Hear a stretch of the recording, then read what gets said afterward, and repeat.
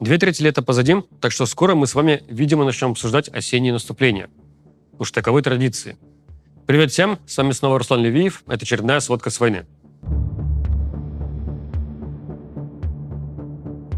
В Сумской области ситуация снова пошла в обратную сторону. Буквально неделю-две назад я говорил об украинских контратаках и их успехах, в том числе по направлению от Варачина на Новониколаевку. И вот теперь российские войска снова заявляют захват Варачина. Также они атакуют недавно освобожденную Кондратовку. На этой неделе я видел заголовки про то, что российские солдаты уже на окраинах города Купинска в Харьковской области. Но это речь про село Радьковка, которое находится чуть севернее города. Там российские военные находятся уже довольно-таки давно. И даже украинский мониторинговый проект Deep State, который, по моему мнению, рисует всегда более консервативное представление текущей линии фронта, даже они большую часть Радьковки давно закрашивают как захвачено. Под Радьковки российские штурмовики атакуют сейчас по направлению на запад, в сторону села Тищенковка, и на юг, со стороны Голубовки. На Лиманском направлении долгое время, где-то, может, последние пару месяцев, российские атаки шли со стороны Тернов на северо-запад, в сторону Редкодуба и Карповки. Атаки на юг, в сторону Торского, были безуспешны. Теперь же, когда они расширили и укрепили участок фронта со стороны Карповки в сторону сел Зеленая долина и Колодези, улучшилась тактическая ситуация для повторных атак на Торское. В последующем они сходящимися атаками пойдут уже на сам город Лиман. В районе Торского на этой неделе произошло страшное убийство гражданского российскими военными. На опубликованной в интернете видеозаписи мы видим, как по дороге в селе едет велосипедист. По нему откуда-то со стороны частных построек открывают огонь российские солдаты. Он падает. Дальше к нему подходят двое российских солдат и добивают выстрелами в упор. Видео очень плохого качества, но видно, что человек был в светлой одежде, явно гражданской. Спутать с каким-нибудь камуфляжем невозможно. На том же видео чуть позднее мы видим, как предположительно тех же российских солдат выслеживают из беспилотников украинские военные и убивают их ударами FPV-дронов и минометов. Торское уже давным-давно находится на передовой. Этот случай, помимо факта военного преступления российских солдат, в очередной раз показывает, насколько опасно оставаться мирным людям в зоне боевых действий. Даже если ты считаешь, что будешь просто заниматься своими делами, никому не мешать, ни во что не влезать, не подходить к военным, все равно тебя могут посчитать угрозой. И даже не пытаясь разобраться, что к чему, убить. Не дай бог кому-нибудь из вас оказаться в зоне боевых действий. Но если все же такое случится, не ждите последнего момента. Уезжайте. Осложняется ситуация на Торецком направлении. Минобороны России продемонстрировала кадры флагов ТЫКа в селе Яблоновка.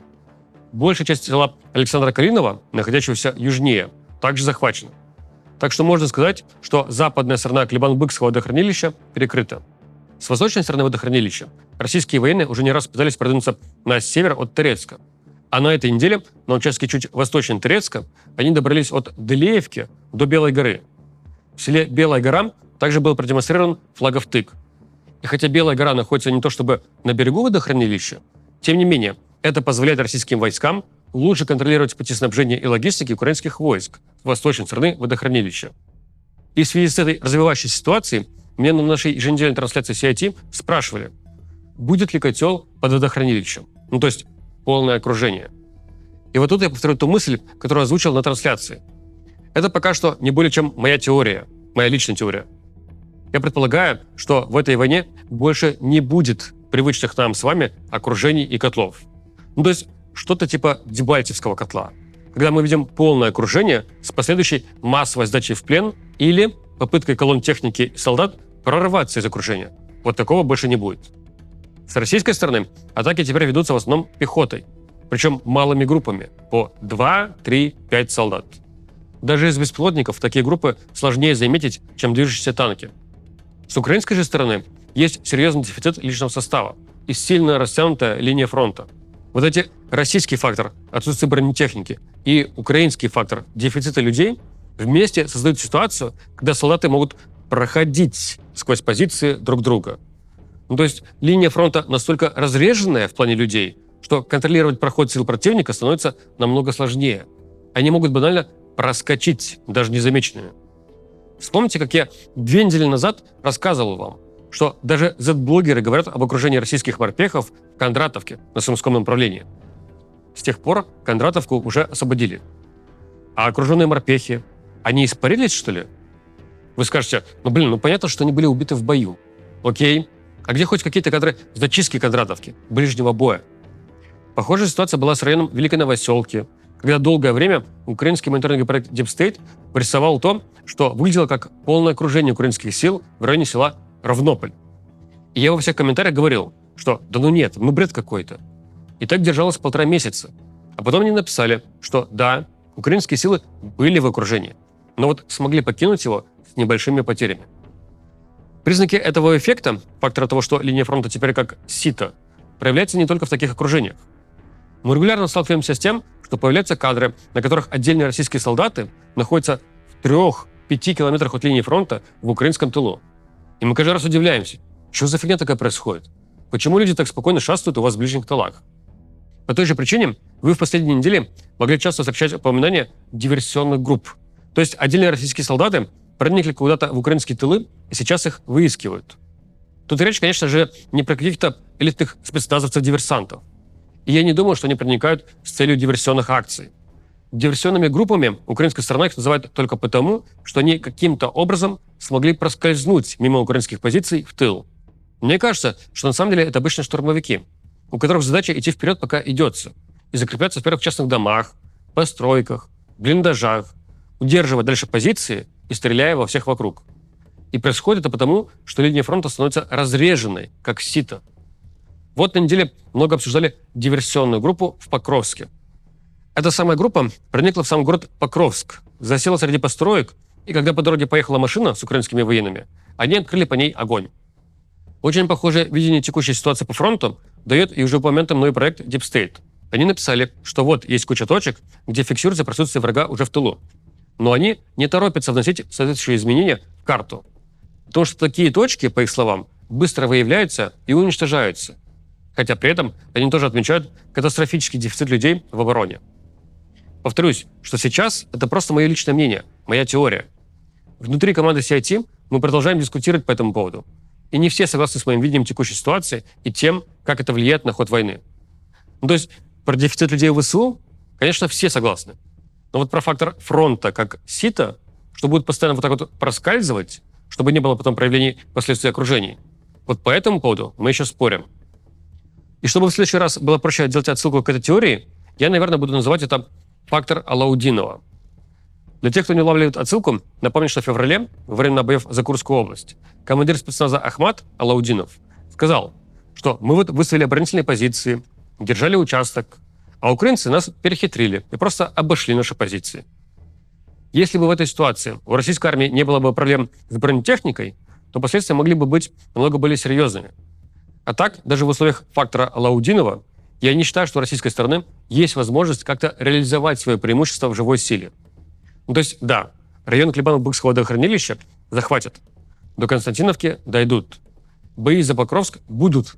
И когда-то он будет, наверное, захвачен.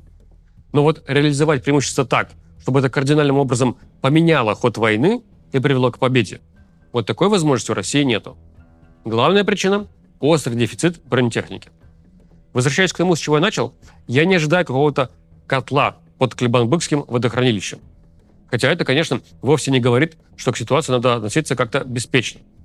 Но когда территорию южнее водохранилища захватят, вы опять увидите заголовки про рекордные темпы продвижения российских войск. Что касается Покровска, российские войска заявили захват поселка Новоэкономическое и села Новоторецкое. Ситуация опасная. Надо срезать этот образовавшийся российский выступ на восточном фланге в районе Новоторецкого, Федоровки и Разина. Но легко сказать «срезай». Для срезания этого выступа нужны силы, нужны люди. Так что тут скорее вопрос приоритетов по разным участкам фронта. Знаю, что очень многие со мной сейчас не согласятся, но мне кажется, что если не было бы Курской операции, скорее всего, не было бы сейчас и Сумского направления. И больше было бы людей, чтобы как раз срезать выступ на восточном фланге Покровского направления. По поводу бронетехники отмечу, что еще неделю назад были новости, что вроде как в Украину уже доставлена первая партия танков «Абрамс», выделенных Австралии. Всего будет 49 штук, а сколько было в первой партии, пока непонятно. И также в среду появилось заявление Госдепа, что они одобрили 3 сделки продажи Украине запчастей и обслуживания имеющейся техники. Один из этих пакетов на сумму $180 миллионов, он касается ремонта и обслуживания систем противовоздушной обороны, такие как Patriot, NASAMS, Hawk и другие. Второй пакет на сумму $150 миллионов касается ремонта и обслуживания боевых машин пехоты Брэдли. И третий пакет, тоже на сумму $150 миллионов, касается ремонта и обслуживания артиллерийских самоходок М-109. Если что, ни один из трех обозначенных пакетов не подразумевает поставку новой техники. Это только обслуживание. И даже ракеты для Patriot по этим пакетам не предусмотрены. А вот по тем 17 машинам комплекса Patriot, которые мы давно обсуждаем, пока сильно яснее не стало. Ясно, что это те 17 машин, но не 17 комплексов, которые еще в 2022 году заказала Швейцария у Америки. В итоге они вроде как будут поставлены не Швейцарии, а Германии. А взамен Германия должна дать свои машины комплекса Украине. И вроде позиция Германии чуточку подвинулась.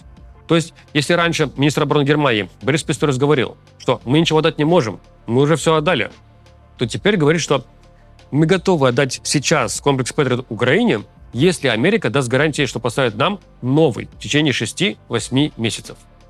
И вот сейчас уже появились новости, что комплекс Patriot от Германии уже прям передан, и он уже даже в Украине. Но я все-таки подожду дополнительных подтверждений. Уж сколько раз мы обжигались на новостных заголовках, которые позднее опровергались. Также Германия заключила с Великобританией новое двустороннее соглашение, по которому эти две страны договорились обеспечить Украину критически важными боеприпасами для противовоздушной обороны. Германия выделит больше 170 миллионов евро в британский фонд помощи Украине на закупку зенитных ракет, а также срочно передаст Украине 220 тысяч снарядов к самоходным зенитным установкам «Гепард». А еще посол Украины в Германии Алексей Макеев сообщил, что скоро будет поставлен в Украину 8-й комплекс противовоздушной обороны «Аристе» из числа профинансированных ранее Германией. В целом, Германия планирует в этом году превзойти прошлогодний объем помощи конкретно по противовоздушной обороне. В прошлом году он составлял более 1 миллиарда евро. Мы в последнее время отмечаем нарастающие атаки по Сумам. Бьют и беспилотниками, и авиабомбами. Постоянно есть погибшие и пострадавшие. По Харькову, я думаю, вы все видели кадры, как в четверг там авиабомбой ударили по туберкулезному диспансеру. Поэтому нельзя затягивать всеми этими бюрократическими проволочками поставки средств ПВО Украине. Кстати, как мы теперь знаем, обо всех этих ударах постоянно рассказывают Дональду Трампу его жена Мелания. И еще. Вот те беспилотники Ан-196 «Лютый», которые вы могли видеть в конце недели в Краснодарском крае, в районе Адлера, их производство тоже финансируется Германией. И удары по району Сочи важны еще в контексте моей сводки 2-недельной давности. Помните новости про решение открыть аэропорт в Геленджике? Вот с прошлой недели уже принимают борты. И когда идет вот такая атака беспилотниками, лучше под горячую руку ПВОшникам не попадаться. Тем более, что в те же дни появилось видео предполагаемого сбоя ракеты российского комплекса противовоздушной обороны, который упал на землю.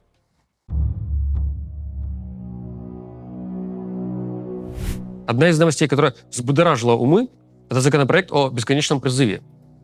Предлагается установить, что с января будут вызывать военкоматы для прохождения медкомиссии, вынесения решений призывных комиссий круглый год. А вот непосредственно войска будут отправлять в те же периоды, что и раньше. Авторы законопроекта говорят, что это нужно для того, чтобы разгрузить военкоматы. Хотя вот мне казалось, что все эти электронные реестры уже сами по себе должны были их разгрузить. И непонятно, как должны работать призывные комиссии, ведь в них входят врачи из поликлиник, различные чиновники, которых отрывают с основной работы. Многие беспокоятся, что это такая подготовка к мобилизации, для облегчения ее проведения. По опыту мы видим, что нагрузка военкоматов и срочный призыв никак не мешает мобилизации. Когда нужно ее провести, срочный призыв просто отодвигают по срокам, как это и было в 2022 году. Я не вижу причин думать, что это нововведение как-то связано с мобилизацией. Скорее, я бы сказал, что это связано с подготовкой мобилизационного ресурса. В этом году был рекордный призыв на срочную службу. Планировали призвать 160 тысяч человек. Люди, которые не так давно отслужили в армии, наиболее привлекательная категория для мобилизации, если необходимость в ней однажды настанет. А учитывая текущую военную политику, в целом милитаризацию страны и общества, рассказы про угрозы со стороны НАТО и прочее, государство хочется иметь как можно больший пул подготовленных людей, которых в случае чего можно будет однажды кинуть на передовую. Но вот сама такая подготовка вовсе не говорит, что мобилизация будет. Мы по-прежнему не ждем ее в этом году. Угрожающих российской армии ситуации по линии фронта в данный момент нет. На этом на сегодня у меня все. Увидимся с вами уже в августе. До встречи и пока.